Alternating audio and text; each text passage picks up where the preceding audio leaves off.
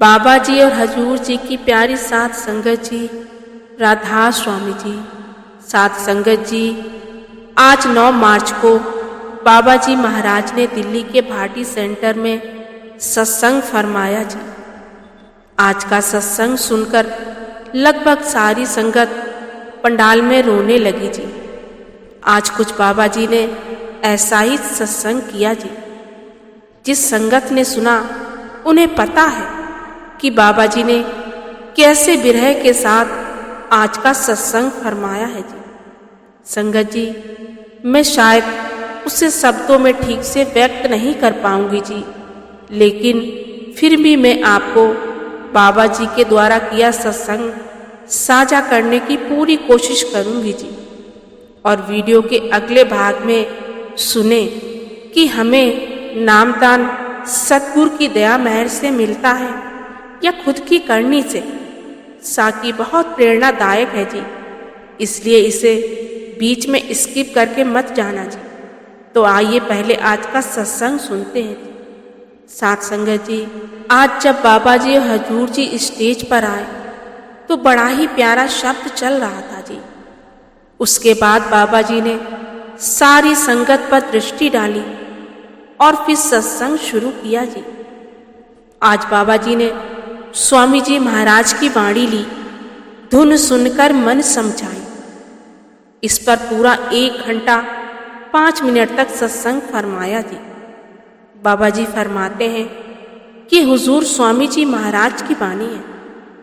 स्वामी जी महाराज हमारी हालत देखकर कहते हैं कि इंसान जो भी कर रहा है वे मन के अधीन होकर करता है, इसलिए जो हमारा मन कहता है हम बार बार वही करते हैं। आगे बाबा जी एक उदाहरण देते हुए कहते हैं कि इस मन को मैल लागी, काला होया स्याह, हम अपने द्वारा किए गए बोझों तले दबे हैं और अपना असल भूल कर बैठ गए हैं। फिर बाबा जी ने फरमाया, मन हमारे काबू में नहीं है, इसलिए हम जो कार्य पूरा करना चाहते हैं वे कर नहीं पा रहे हैं। आमतौर पर बच्चों के सवाल होते हैं कि हमारा मन पढ़ाई में नहीं लगता, और बड़ों के सवाल होते हैं कि हमारा मन भजन सिमरन में नहीं लगता। वे इसलिए क्योंकि हमारे मन के ऊपर इतने प्रभाव पड़े होते हैं और उन्हीं प्रभावों के कारण हम जो करना चाहते हैं वे कर नहीं पाते। अब हम सोचते हैं कि जो मन दुनियावी चीजों में लगता है वे अलग है, और जो मन मालिक की भक्ति में लगेगा वह मन अलग है। अब यहाँ पर मन तो एक ही है। कबीर साहिब ने फरमाया था, कबीर मन तो एक है, चाहे तहां लगा, चाहे गुरु की भक्ति में, चाहे विषय कमाओ। भाव है कि मन तो एक ही है। बाबा जी ने फिर आगे फरमाया, पुराने जमाने में सोच प्रचलित हुई कि मन इंद्रियों के भोगों का शौकीन है, तो ऋषि मुनियों ने इस मन को इन चीजों से कोसों दूर कर लिया। वे जंगलों और पहाड़ों में चले गए।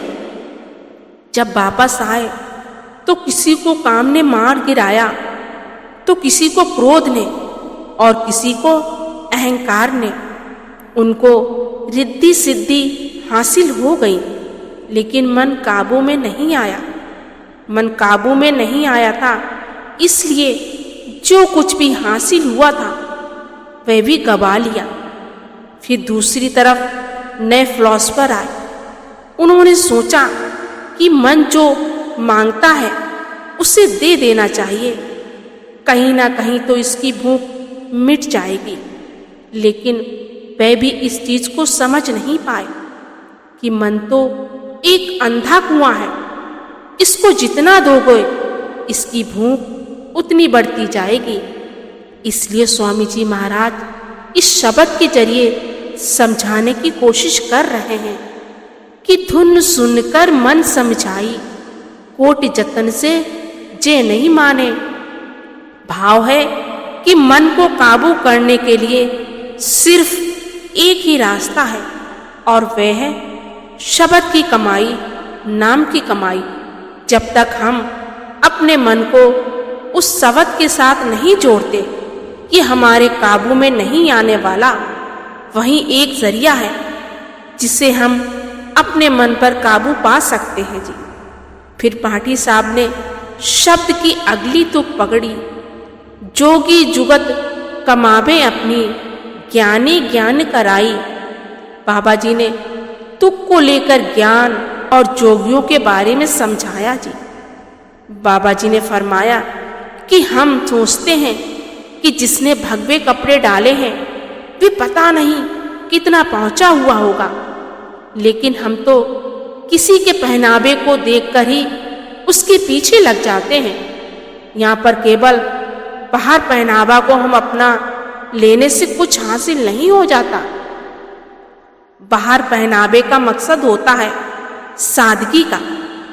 आगे बाबा जी ने हमें ज्ञान के बारे में समझाया कि हम सोचते हैं कि हमने इतने सत्संग सुने, इतने ग्रंथ पोथियों को पढ़ लिया है, लेकिन सवाल तो ये पैदा होता है कि हमने इन सब से सीखा क्या? क्या हमने इन सब चीजों को अमल में लाना शुरू कर दिया है? हम तो आज भी मालिक को बाहर से ढूंढने में लगे हैं। प्रकाश की बात हुई तो हमने बाहर ज्योति जलानी शुरू कर दी। आवाज के बारे में पढ़ा तो हमने उसे भी बाहर से ढूंढना शुरू कर दिया। घंटे बजाने शुरू कर दिए। हम सोचने की कोशिश नहीं करते कि सभी ग्रंथों ने इशारा सिर्फ अंदर की तरफ किया है। फिर पाठी जी ने अगली तुक पढ़ी, बुद्धि चतुरता काम न आवे, आलिम रहे पछताई। फिर हम सोचते हैं कि मालिक को हम अपनी अक्ल से हासिल कर लेंगे। हमने ये सोचा है कि हम तो बहुत चालाक हैं या हम बड़े पढ़े लिखे हैं। हम अपनी अकल के जरिए उस मालिक की करनी को समझने की कोशिश कर रहे हैं, लेकिन विचार कर कर देखो कि उस समुद्र के सामने एक बूंद की क्या हस्ती हो सकती है। गुरु घर ने फरमाया था कि वही बड़ा होता है जो सच को जानता है। अगर हम मालिक की करनी को समझना चाहते हैं, हमें पहले उस अवस्था तक पहुंचना पड़ेगा। उस दायरे में जाएंगे तभी हम उस मालिक की करनी को समझ पाएंगे। लेकिन अभी तो हमारा दायरा बहुत छोटा है। अब छोटा बच्चा कहे कि उसने पढ़ाई करने से पहले अपनी टीचर का इंटरव्यू लेनी है, क्या वे इंटरव्यू ले पाएगा? उस बच्चे में इतनी अक्ल होती तो उसे टीचर से सीखने की क्या जरूरत थी? फिर बाबा जी ने आगे फरमाया कि हम लंबी चौड़ी तो प्लानिंग कर लेते कि हमारे बाल बच्चे बड़े हो जाएंगे या बिजनेस अच्छा हो जाएगा तो हम भजन सिमरन करेंगे। बाबा जी ने आगे कहा, हजूर फरमाया करते थे कि ये तो हमारी प्लानिंग है, उसकी प्लानिंग कौन जानता है? बाबा जी ने फरमाया कि आशा पर्वत जेठियां मौत ताना दे। बाबा जी ने कहा कि हम भूल जाते हैं कि मौत दरवाजा खटखटा रही है। जब हम वापस उस मालिक के पास जाएंगे तो क्या मुंह लेकर जाएंगे? फिर सत्संग की आखिर में बाबा जी ने फरमाया कि कबीर साहिब ने सारे ग्रंथ पोथियों का निचोड़ कुछ लफ्जों में कह दिया कि नाम सच्चा जग झूठ है, सूरत शब्द पहचान। भाव की इस संसार में सब कुछ टेम्परेरी है, सच सिर्फ एक ही है और वे है कुल मालिक। हमने अपने आप को उस शब्द, उस क्रिएटिव पावर के साथ जोड़ना है। जो कुछ भी मिलेगा हमें अपने करने का ही मिलेगा। इस दुनिया में कोई भी चीज मुफ्त नहीं है, हर एक चीज का हिसाब किताब देना पड़ेगा, भुगतान करना पड़ता है। फिर बाबा जी ने आखिर में फरमाया कि हम सब कुछ कर कर देख चुके हैं और सबका भी बनकर देख लिया है। अब बारी है मालिक से मिलाप की बारी है। साध संगत जी, ये था जो बाबा जी ने आज दिल्ली के भाटी सेंटर में सत्संग फरमाया जी। अब मैं आपको एक सच्ची घटना सुनाती हूँ जी, इसलिए आप जी से विनती है वीडियो में अभी बने रहे जी। साध संगत जी, इस घटना को सुनकर आपको इस बात का एहसास होगा कि सतगुरु हमारे प्यारे बाबा जी हमारे लिए कितनी फिक्र करते हैं, कितनी उन्हें हमारी चिंता है। और इस घटना को सुनकर आपकी आंखों से प्रेम के आंसू जरूर आएंगे जी। संगत जी, शाम का समय था। एक लड़की अपने घर की छत पर बैठी थी। उसके हाथ में एक कागज की पर्ची थी जो उसकी जिंदगी का सबसे अनमोल खजाना थी। ये वे नामदान की पर्ची थी जिसके जरिए उसको महाराज जी से नामदान की प्राप्ति होनी थी। इस लड़की का सतगुरु के प्रति, महाराज जी के प्रति प्रेम प्यार तब से शुरू हुआ जब वे पहली बार अपने माता पिता के साथ डेरा ब्यास गई और उन्होंने महाराज जी का सत्संग सुना। और वहाँ की शांति, प्रेम और भक्ति से उसके मन में इतनी विरह उठी कि उसके मन में नामदान लेने की भी इच्छा जाग उठी। और वहाँ की शांति, प्रेम और भक्ति से उसका मन ऐसा भीग गया कि हर रोज वे मालिक को याद करने लगी। चुपके चुपके बाबा जी सतगुरु को याद करके रोती और उसके अंदर से नामदान लेने की इच्छा और ज्यादा जागृत होने लगी। और फिर जब नामदान लेने के लिए रजिस्ट्रेशन हुआ तो इसने भी रजिस्ट्रेशन करवाया, तो इसे भी यहाँ नामदान की पर्ची मिल गई। लेकिन मालिक को कुछ और ही मंजूर था। अभी तक इसको नामदान मिला नहीं था। उसको नामदान के लिए पर्ची तो मिल गई, लेकिन कुछ समय बाद ही महाराज जी ने चोला छोड़ दिया। और ये खबर जब इस लड़की को पता चली तो उसका दिल बैठ गया। उसकी आंखों से आंसू बहने लगे। उसे ऐसा लगा जैसे उसकी पूरी दुनिया ही उजड़ गई। लड़की ने खुद को किसी तरह संभाला और सोचा शायद मालिक की यही मर्जी थी। लेकिन उसके मन में जो दर्द था, या वह लड़की ही जानती या फिर बिल्कुल मालिक ही जानता होगा। और एक आस हमेशा लगाए रहती थी कि अगर उन्होंने मुझे पर्ची दी है तो यकीनन मेरे लिए कुछ सोचा ही होगा। लेकिन साध संगत जी, मन में तरह तरह के सवाल उठते ही रहते थे, जैसे अब मेरा क्या होगा? क्या अब मैं नामदान से वंचित रह जाऊंगी? क्या मालिक ने मुझे ठुकरा दिया है? एक दिन उसकी सहेली ने इस लड़की से कहा, हमें मालिक के प्रति अपनी सेवा, प्रेम, प्यार कम नहीं करना चाहिए। हमें पूरे विश्वास, भरोसा रखना चाहिए। जब वे मालिक चाहेगा तो सब ठीक हो जाएगा। और इसी दौरान एक रात इस लड़की को एक अनोखा सपना आया।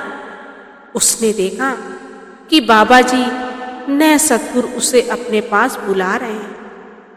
उनके चेहरे पर एक दिव्य चमक थी और उनकी आंखों में अपार प्रेम था।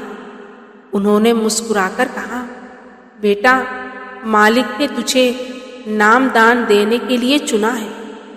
तुझे नामदान जरूर मिलेगा, तू चिंता मत कर। सुबह उठते ही इस लड़की का दिल तेजी से धड़क रहा था और सोचने लगी कि ये सपना था या फिर कोई संकेत। क्या बाबा जी सच में मुझे बुलाने वाले हैं?